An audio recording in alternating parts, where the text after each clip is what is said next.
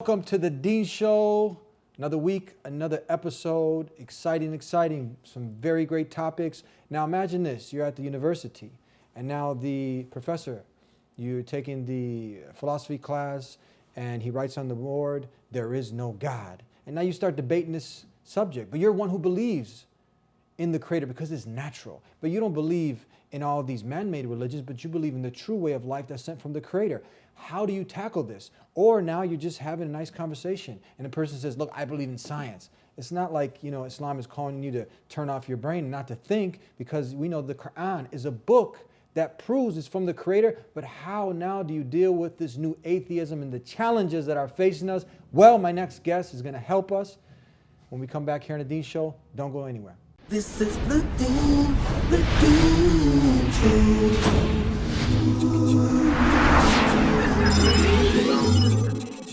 This is the Dean Show. This is the Dean Show. This is the Dean Show. This is the Dean Show. This is the Dean Show. This is the Dean Show. This is the Dean Show. This is the Dean Show.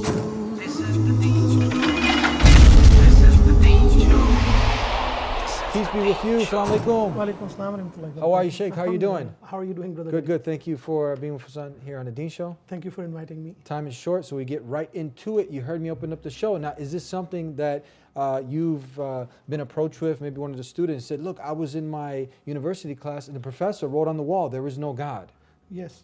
Atheism is something which is very widespread these days, and especially intellectual atheism, where the idea which is being spread is generally religions, and in particular, Islam and Muslims, they are not intellectual, they are not academic. And this whole idea of a belief in God is outdated. It's something which doesn't fit with the modern times because science has disproved God. And especially when students go in an academic environment in universities, even in high schools, this is on the rise. They find that there are increasingly a greater number of scientists who are teaching, who are their professors. They don't believe in God. And a lot of the young minds, they get very influenced by these people that, if this person has a PhD from, one of the Ivy Leagues or one of the top schools and he's so intelligent, he's so smart, how come he doesn't believe in God? So this really gets to some people. And it's very important that we understand some of the very basics of it, like atheism appeals to reason. And we can show, and modern science has shown, that by appealing to reason, at the same time, there are some very strong and convincing arguments against atheism and for theism. In other words, for the belief and existence of God. Mm-hmm. And I'm just talking about at that level, not even the elements of Tawheed and other elements. Now tell us, look, the people are seeing this basketball. We know that we're from here in Chicago, and the Bulls are in the playoffs, I believe. Right. Are you a Bulls fan? Right? I don't watch much sport. I don't watch much. But people are thinking, why do they have a little ball, almost like a mini basketball, on the Dean Show? Are we going to be talking about the Bulls or? I'll explain a concept of physics of cosmology using this ball. Okay, so we're going to get to that later. Yes. Now tell us, you said something reasonable. But when we look at it, it seems like something so irrational, because how can something come from nothing? Right. So how can someone claim that? I understand that in a lot of these irrational religions that are man-made, right, but when you compare it to Islam, it just makes sense. So do you think a lot of these professors, they became agnostic atheists because of all the man-made religions that just don't make sense? That's an excellent point. That's one of the reasons why some of them lose their faith, is because when whatever their belief system is, it just doesn't make sense. So that's one aspect of it. But then they also discredit Islam because they see Islam as also a theistic religion. It's a religion which talks about belief in God. That's what it is based on a single one supreme being. And in their mind, they believe that there is a scientific explanation for everything. Why do we need belief in God? That's how they appeal to reason. And they don't even explore the evidences for Islam. So we need to kind of meet them where they are and show them how reason does not go against belief in God, and how we have some very strong reasons. And the one which I want to in particular talk about is known as the fine-tuning argument. It's from modern cosmology. It's very well studied. And in particular, it has been developed over the last few hundred years based on cosmology, based on our findings of the universe, and the beginnings of the universe, and how the universe is expanding, and how the universe is headed towards some end and some goal. So that's what you're going to give us. When we come back from the break, you're going to break it down how someone can go ahead and talk to an intellectual academically and give some of these. I'll throw some pointers in there. Some pointers in there. Yes. You've heard it here on the Dean Show, tackling it's called the new atheism. The new atheism. Don't worry about it. We got it here on the Dean Show. Don't go anywhere. The apple of Macintosh dazzled the world. It was invented by Steve Jobs. But who invented the apple we eat? The stethoscope. It was invented by the French physician René Laennec in 1818. But who created the ear in which we hear everything? The calculator was invented by the Frenchman Blaise Pascal in 1639. Who created the human brain, which equals 1 million of advanced calculators working at the same time? The electric light bulb, which we turn to lighten a room. It was invented by Thomas Edison in 1879. So, who created the self-illuminating sun, which radiates the whole world? The plane. It was invented by Wilbur Wright in 1903. But who invented the systems in birds that enable them to fly long distances?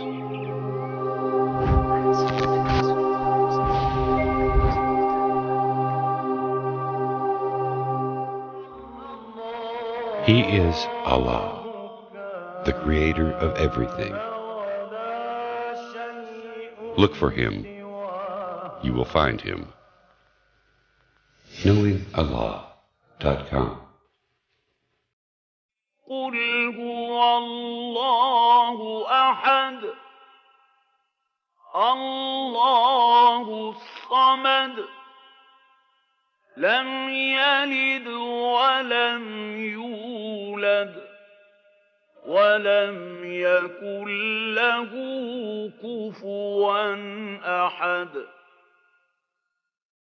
Please subscribe to The Dean Show. Follow us on our official Facebook and Twitter pages in the links below. Please also help support The Dean Show by making a donation in the link below. Back here on the Dean Show, and like I said, don't worry about it. We got it here on the Dean Show with my guest. You're going to give some refutation, some arguments. Please take it away. Okay, so what we have is basically what is known as the fine-tuning argument. This is based on some of the ancient arguments which philosophers used to give and which were adopted by several religions for the existence of God. In the simplest terms, it's known as the design argument, the argument by design, in which a person doesn't have to know a lot of science, a person doesn't have to know a lot of mathematics. They definitely don't need to be a cosmologist. There are about 1,000 in the world today. All they need to do is look at the sun, the moon, and the stars and say that they cannot be here without all of these things, they show a grand design. The way the sun is, the way the moon is, and the precision with which they rotate, and the precision with which they, the day comes and the seasons come. There is a design to everything. And they say that if there is a design, there must be a designer. So this is the simplified version of the argument. But now when we come to science, we see that everything which takes place, and all our modern technology is based on that science. For example, the cameras, the cars, our computers, our gadgets, rockets, they are all based on, for example, statistical mechanics. They are all based on electromagnetics. They are all based on classical mechanics, quantum mechanics, theory of relativity. So there are about 4 or 5 different branches of science, in particular of physics. And there are some fundamental equations, mathematical formulas, which describe all of what we see in the nature, what we observe, and what we can test in the lab, as well as all the technology which we see. It's all based on some of these fundamentals of science, which can be defined by some equations. So there are 3 aspects over here of what is called as the fine-tuning argument. The first is that there are actually laws of nature which describe pretty much everything, including the very beginning of universe, the very immediately beginning of universe, and that's why we'll talk about this ball shortly. The second aspect is that outside of these equations, and if somebody doesn't know what an equation is, think of it like this: 4x is equal to y square. Basic algebra. Of course, these equations are way more complicated, but that's an equation, example of an equation, of a mathematical equation. The number 4 is known as a constant in this equation. It's a number, that's all. It doesn't change, it's not a variable. Just like this, there are certain constants in nature. For example, the speed of light. It doesn't matter if you are on the sun, the moon, or if you're in a different galaxy, or if you're anywhere in the universe, the speed of light is a constant, it stays the same. The same thing goes for subatomic particles, the ratio of the electron and the proton mass, the charges. So there are certain things like this that are constants, that are fixed, that don't depend on anything. And there is no reason why they are what they are. Here's the important thing. There is no reason why they are what they are. They are fixed. That's the second aspect, and I'll talk about the fine-tuning. I still didn't get there. There is a third aspect, which is what is known as the initial conditions. So when the universe started, 15 to 20 billion years ago, that's the modern estimate, there were certain conditions that were set in the beginning. Okay? So for example, this ball is at a certain distance from the table. It has a certain weight. So these are the initial conditions. It's not moving right now, right? But these are sort of the initial conditions as to where it is and why it is right now. So there are certain conditions which describe it. The ball doesn't have to be over here. It could be down here. It could be a bigger ball, right? So these certain initial conditions are also arbitrary. There is no reason why they are what they are, okay? So we have two things over here, the initial conditions and the constants of nature, that seem to be very finely tuned, okay, for life to exist in the universe. That's profound, yes. In other words, if some of these constants were slightly different, very slightly different, we would not be here. There would be no intelligent life that could exist. Yes. This is a very simple explanation of fine-tuning. Okay, well, what are these numbers that we are talking about? How improbable, how next to impossible is it for life to exist because of these numbers? I'll give you one of the most extreme examples in modern cosmology of a constant. It's known as the Penrose number. What is it? Don't worry about it. It's named after a British cosmologist whose name is Roger Penrose. He's alive. He's one of the smartest, cosmologists out there right now. Mm-hmm. He figured out some equations, and he said that in the beginning of the universe, there is something called in physics entropy, which means it's a measure of disorder. Low entropy means that every particle has to be precisely at the same point. I'll end with the talk of entropy. High entropy means very disordered. Like you walk into a room of a kid or a teenager and you see how everything is out of place, that's high entropy. You walk into a very organized room, that's low entropy. So in the beginning of the universe, this is a very rough, I'm simplifying things and taking liberties over here, so please understand that, right? That in the beginning, when universe started, the Big Bang, as they call it, started, this is kind of what the universe was. And the measure of disorder was very small. How small? 10 to the power 10 to the power 123. That means 10 to the power 10, and that 10 is followed by 123 zeros. How big is this number? Our minds can't even grasp it. I'll give a few examples shortly as to what is this number. So we covered design. Yes. Covered design, fine-tuning now. The three types of fine-tuning. Yes. The laws of physics, the constants of nature, and the initial conditions when the universe started. I mean, this is profound. I mean, these are some great examples. We're going to get into some more. Where we left off, don't go anywhere. We'll be right back.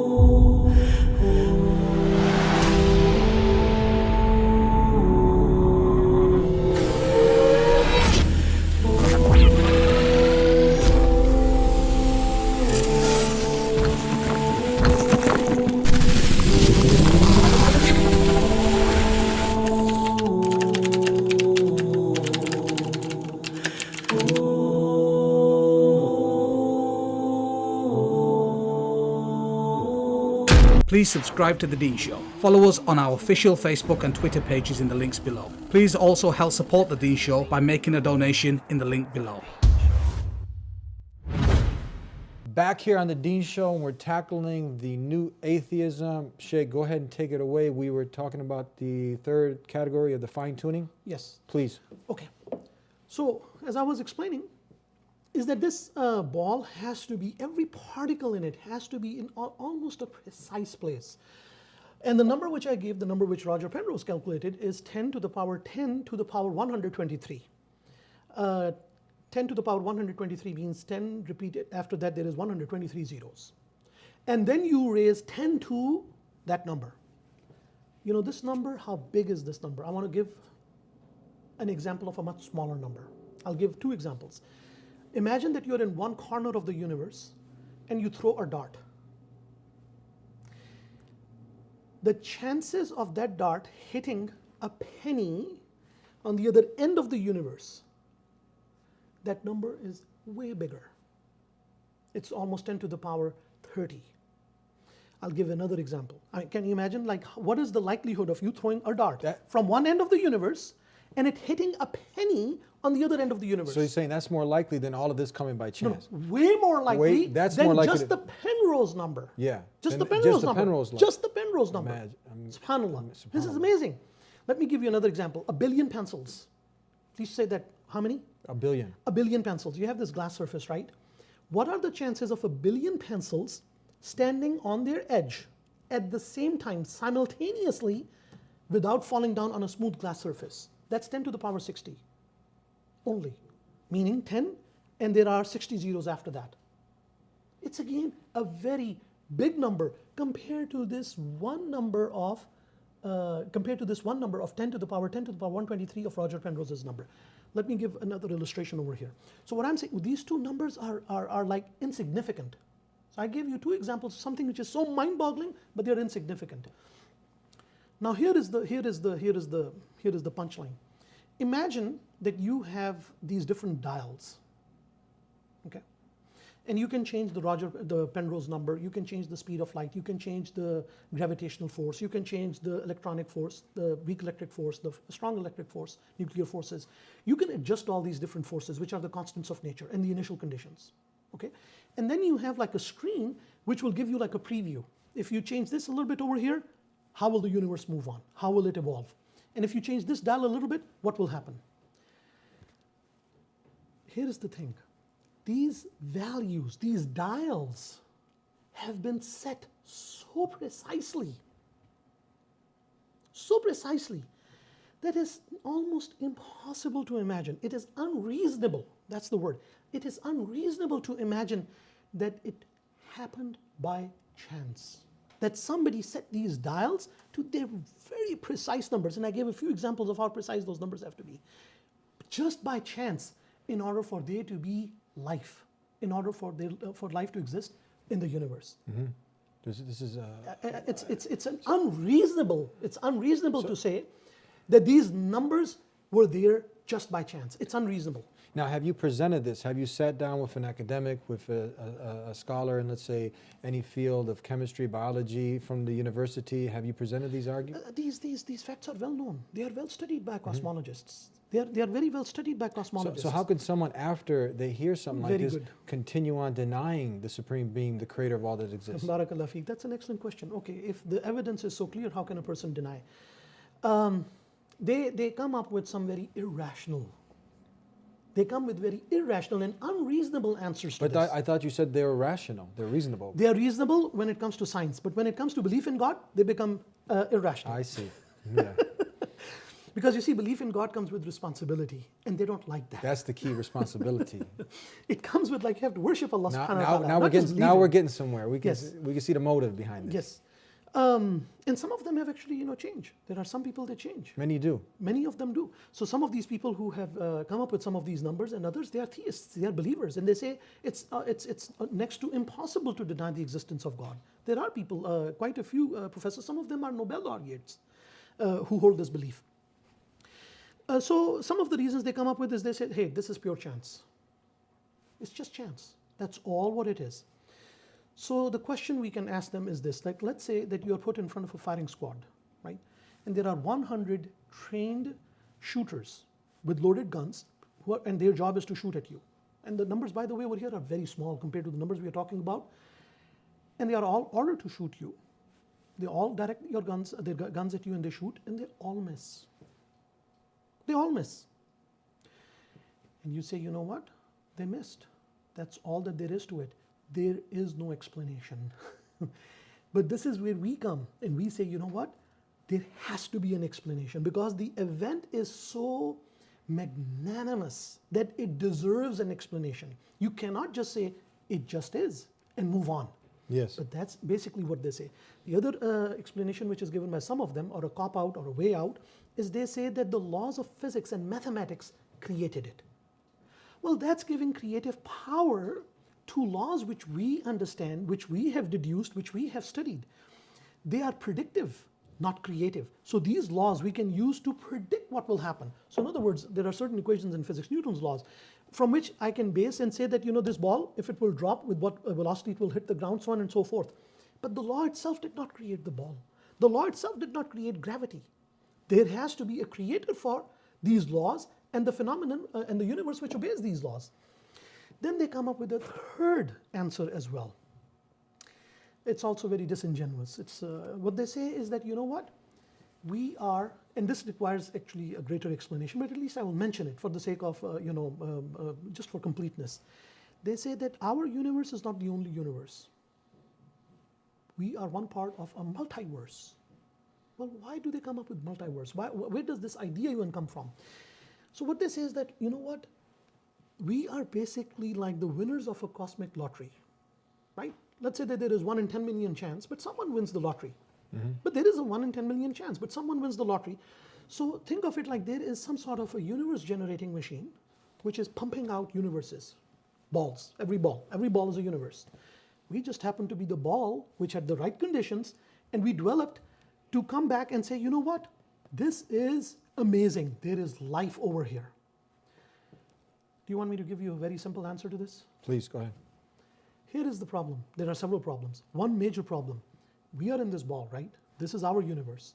We are making an assumption over here, and this is very unscientific, that there are all these other multiverses next to infinite universes, which they call multiverse, in which life does not exist, but by definition, they cannot be studied scientifically. We cannot even study them. We cannot even ever, by definition, know whether they exist or they don't exist. And that's very unscientific. Yes. So to disprove God, they come up with these, or to not accept God, they come up with these very unreasonable explanations. Here, I'll give another thing. There is actually a theorem in cosmology which says, even, subhanAllah, this is amazing, even if there was a multiverse,